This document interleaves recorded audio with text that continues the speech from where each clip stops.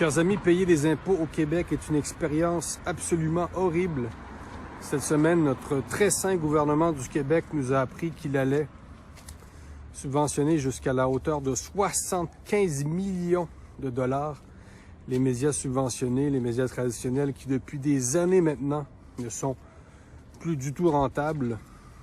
L'idée, la justification, soutenir le journalisme fiable. Et qu'est-ce que le journalisme fiable au Québec? Eh bien, on le sait, c'est celui qui vous disait que interdire le pop-corn au cinéma durant la COVID allait contribuer à aplatir la courbe. Le journalisme fiable, c'est celui qui vous disait que le vaccin prévenait la transmission du virus. Le journalisme fiable au Québec, c'est celui qui disait que le dossier Epstein relevait du complotisme. Et c'est celui qui, de manière générale, considère que tout ce qui est à droite de Québec solidaire est de l'extrême droite. Donc imaginez le degré de fiabilité de nos médias qui vont bénéficier, encore une fois, directement de votre argent. Quel gaspillage, quel scandale. Quand les Iraniens ont frappé, une petite attaque a touché 17% de la production gazière. Et c'est les statistiques, les chiffres qu'on entend, ça prendra de 3 à 5 ans pour rebâtir. Si tu décides de raser, et c'est tout à fait possible, les Américains, les Israéliens ont les moyens. Ces installations en Iran sont toutes plus vulnérables les unes que les autres. S'ils le font, donc ça va créer pour longtemps un problème en Iran, y compris s'il y a un changement de régime. Ou alors on a renoncé et on se fout de tout, et là on est à l'orée de crimes contre l'humanité.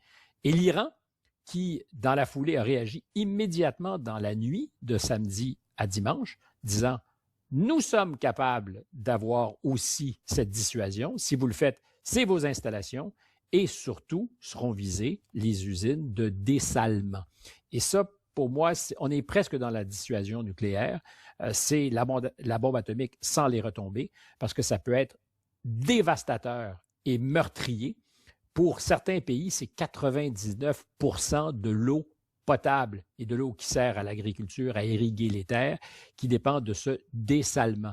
Pour l'Arabie saoudite, pour donner une idée, Riyad, 8 millions d'habitants, 60-70% de l'eau consommée, c'est de l'eau dessalée. On est dans une région du monde où on parlait d'une bataille ou une guerre du pétrole. C'est en fait aujourd'hui une guerre de l'eau qui se dessine parce que le litre d'eau vaut plus cher que le litre de pétrole. Et c'est entre 15 et 25%, selon pays du Golfe, Arabie saoudite, 25% de leur énergie qui est consacrée à dessaler. C'est vrai aussi pour Israël, by the way, qui travaille sur un horizon depuis une dizaine d'années à se rendre dépendant du dessalement parce que les précipitations ne sont plus au rendez-vous, les nappes phréatiques ont toutes été utilisées et tout ça, c'est des infrastructures archi vulnérables, ouvertes, que l'Iran promet de frapper. Bonjour Francis. Bonjour Mario. C'est l'annonce de Donald Trump ce matin là, d'une pause de 5 jours dans les hostilités a eu un impact assez immédiat. Assez immédiat, sur mais l'économie. là, oui, mais là, en même temps, je sais plus trop quoi penser. Écoute, rapidement, là, rappelons les faits. M. Trump a fait, comme il aime le faire, un truth, un post sur son réseau social, Truth Social, et il dit donc avoir négocié avec l'Iran une forme de cessez-le-feu, si on peut paraphraser, là, de pour 5 jours. Ouais. Sur le coup, là, dans les quelques secondes, minutes qui ont suivi, le baril de pétrole, le Brent, là, qui est une des deux références, là, est passé de 112 à 98 $ le baril. Là. C'était une chute, 5 minutes. En 5 minutes. Là. C'était très, très rapide. Le PIB per capita du Canada qui chute. C'était un peu niche, mais je te l'ai envoyé ce week-end, puis je voulais en parler parce que moi, ça m'a garoché à terre. Tu sais, on dit souvent, bon, le PIB per capita, c'est tout ce que le pays produit divisé par sa population. Hein. Puis ce qu'on constate, c'est que depuis 10 ans, là, grosso modo, on fait plus ou moins du surplace. Là. Ça a augmenté de 3% en 10 ans, ce qui est pratiquement rien. Aux États-Unis, c'est 18%, là, tu sais, à titre de comparaison. Et ce qu'on a souvent dit, Mario, ces dernières années, c'est c'est que c'est un chiffre, la production nationale divisée par la population. Ben, vu qu'on a ajouté plein d'immigrants, hein, c'est sûr, puis c'est des gens souvent qui arrivent, qui n'ont pas au jour un travail. Souvent, on fait venir des chirurgiens qui font du taxi, là, comme le veut un peu ben, c'est sûr qu'ils gagnent moins. Donc, ils font baisser l'output, puis ils sont nombreux, donc le chiffre est pas bon. Et donc, ça appauvrit un peu le Canada. Mais ce que ce rapport-là montre là, dans une revue anglaise, le canadienne anglaise de Hub, c'est qu'en fait, il y a un autre phénomène qui se produit, Mario, c'est qu'en haut de l'échelle là, des salaires, là, ce qu'on appelle les high earners, là, les gens qui gagnent des très bons salaires, et donc qui génèrent beaucoup de PIB par heure travaillée, ben en fait, il y en a 40% là, du top 1% qui quittent le Canada, en fait, qui a quitté le Canada pendant cette décennie-là. Ça me semble être un chiffre complètement abracadabrant, mais je vais vérifier là, chez Statistique Canada. Et ils quittent où? Ben, ils quittent vers les États-Unis, essentiellement. Pour payer moins d'impôts, au moins? Possiblement que oui, mais je pense pas que c'est une affaire là, comme je déchire ma chemise, là, je suis fâché de l'impôt, plus que je suis un travailleur dans la technologie, par exemple. Où est-ce que tu vas travailler? Ben oui, Waterloo, c'est cute, là, puis le centre-ville de Montréal, mais tu sais quoi, la Silicon Valley, là, c'est sans comparaison possible. Donc on va travailler pour les grandes entreprises à succès. Où on va fonder sa start-up là où il y a le gros capital, là où les capital risqueurs sont prêts à prendre des véritables risques. Il faut se le dire, Mario, là, on a des bonnes années en capital de risque au Canada, mais ça reste une petite fraction de ce qui se fait aux États-Unis. Et de même, tu veux te lancer dans le secteur de l'automobile, dans le secteur de l'ingénierie, dans le secteur du conseil, dans le secteur du droit, tu es un cardiologue, je veux dire, où est-ce que tu vas aller? Il y a l'affaire de l'impôt, mais il y a aussi l'affaire de les salaires, le contexte dans lequel tu vas travailler, la prise en charge. Et donc, c'est pas beaucoup de gens, Mario, c'est quelques milliers ou dizaines de milliers de personnes sur 42 millions. Mais qui ont un gros impact. Mais qui ont un gros impact parce que non seulement c'est des high earners, donc c'est le gros PIB per capita qui quitte, mais en plus, évidemment, Mario, c'est des gens qui typiquement sont très lourdement imposés. Puis là, c'est ton interprétation. Évidemment, et donc qui quittent, donc qui contribuent évidemment pas du tout quand ils quittent à l'assiette fiscale. Et donc, ce qui fait reposer énormément de pression sur la classe moyenne et les ménages à plus faible revenu. C'est 30 à 50% des gens qui quittent le pays pour travailler dans des meilleurs contextes. Donc, il y a une véritable réflexion là, à dire. Puis c'est pas juste une question de garder nos riches là, comme on aime ça, la richesse. Non, mais c'est un exode un peu du talent, des cerveaux. C'est ça, exactement. C'est une autre façon de parler de ça. Puis c'est souvent des gens, ben, comme ils gagnent bien leur vie, ben, qui vont créer des entreprises, donc créer de l'emploi local, des PME. Donc, il y a tout un effet d'entraînement. C'est des gens qui vont payer de l'impôt, donc qui vont nous permettre d'avoir des paniers de services plus intéressants. Donc, il y a un véritable enjeu. Donc, oui, peut-être qu'il y a un enjeu d'immigration à un extrême du spectre des salaires, mais à l'autre extrême, il faudrait aussi avoir une véritable réflexion. Avez-vous été malade, c'est ça? J'ai été malade, j'ai essayé de voir un médecin pendant plusieurs semaines. Ouais. J'avais un médecin de famille que j'étais pas capable de voir à ce moment-là parce qu'il fallait avoir 3 semaines d'attente.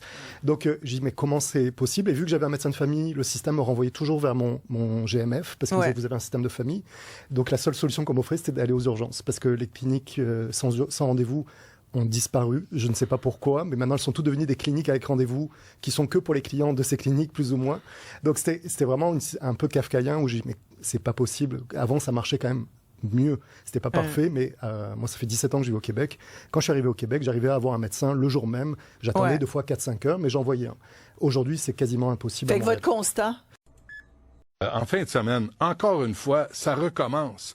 Puis encore une fois, regarde les policiers de Montréal. C'est en fin de semaine à Montréal. C'est en fin de semaine à Montréal. Sur la rue Sainte-Catherine, en face de la baie.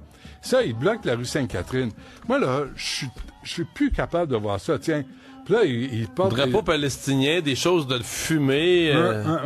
Ça continue, puis les policiers, comme nos bons touristes, puis je fais exprès pour le dire, ils doivent être écœurés de jouer aux touristes. Là, c'est Fadi Daguerre qui n'envoie pas l'ordre d'intervenir. Puis je vais te dire comment intervenir. Puis moi, je suis pas un prix Nobel, mais des fois, je me demande si je le suis pas.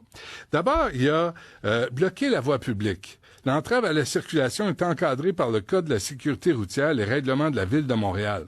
Là, ce que tu nous lis, c'est tiré du site Internet de la Ville, les lois de la Ville. Les règles. Règle municipale, P6, interdit de gêner le mouvement ou la marche des citoyens sur le domaine public lors d'assemblées ou d'attroupements. Permis d'occupation, toute occupation temporaire du domaine public, trottoir, rue, qui entrave la circulation nécessite une autorisation sans permis.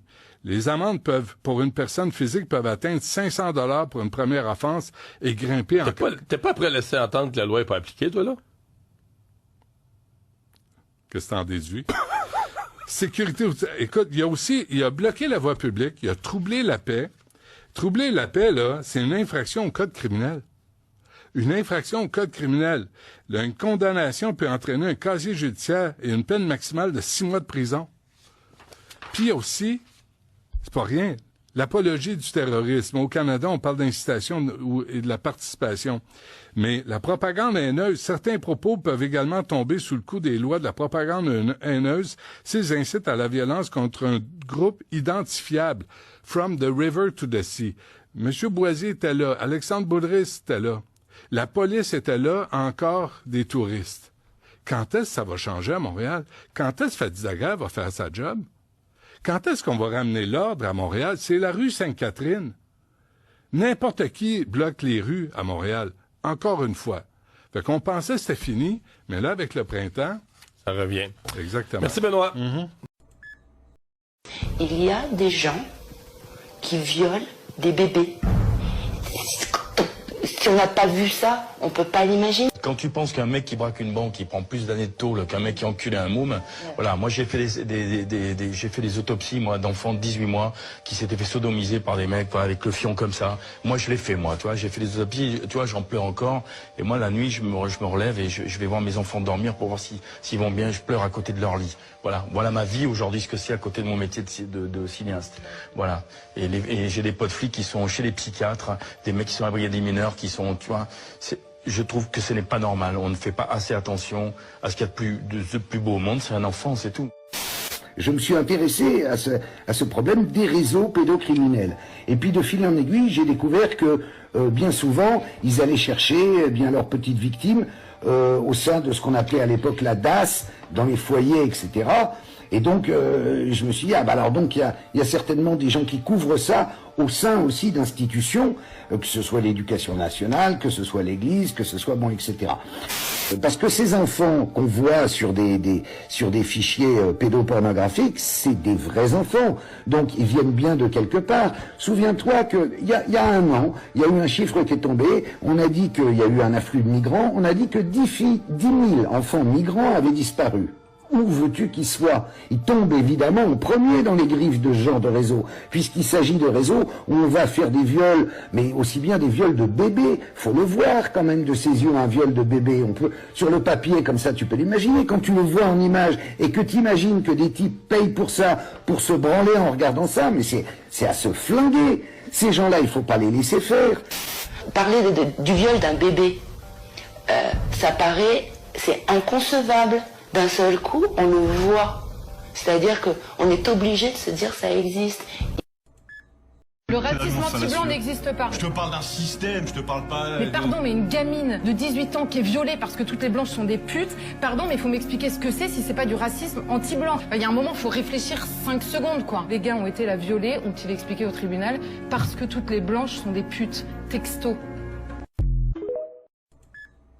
Protègent l'Ukraine car c'est leur usine à gamines. Donc ces sites sont organisés, créés par des pédocriminels, diffusés, et leur accès est payant la plupart du temps et va permettre à d'autres pédocriminels d'accéder à ces informations. C'est vraiment le supermarché de la délinquance. Voici la vraie raison de la surprotection de l'Ukraine par nos politiques. Écoute bien, c'est vraiment horrible. L'Ukraine serait le premier pays dans lequel des pédocriminels français iraient se servir. Sur le darknet, les réseaux pédocriminels sont malheureusement courants et les criminels eux-mêmes sont très bien protégés par nos lois. L'un d'entre eux, Pierre-Alain Cotineau, un assistant familial, candidat de la France Insoumise aux élections départementales de 2021, a été arrêté en 2024 pour viol sur des mineurs et organisation d'orgies pédocriminelles, avec bien sûr témoignages d'enfants ayant subi ces sévices. Parmi les membres participants à ces affaires, on retrouve un bon nombre de juges, avocats, personnalités politiques importantes du gouvernement français. Ce qui est dramatique, c'est que c'est une personne qui est très proche des enfants, qui visiblement était agréée pour justement garder des enfants. Ok, pour toutes les filles qui habitent le 6e arrondissement, petit message de prévention parce que ça fait maintenant 2 fois que ça m'arrive et que j'en ai grave ma claque, mais petit message de prévention pour pas que ça arrive à d'autres, ou en tout cas que vous fassiez vraiment attention. Ça fait 2 fois que je sors tôt le matin, pourtant il faisait jour, hein.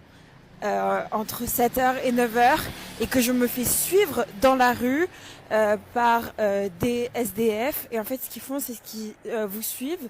Après, vous les voyez plus. Et en fait, ils se sont juste cachés et ils attendent que vous rentriez chez vous. Et ils attendent en fait juste que vous fermiez la porte. Et ils attendent la dernière seconde du claquage de porte pour rentrer dans votre immeuble et vous coincer en fait. Et donc, juste faites attention, claquez bien la porte vous-même quand vous rentrez chez vous, parce que ça peut être très dangereux, on ne sait pas ce qui peut se passer. Et voilà, ça fait déjà la deuxième fois que ça m'arrive, et faites attention à vous les filles.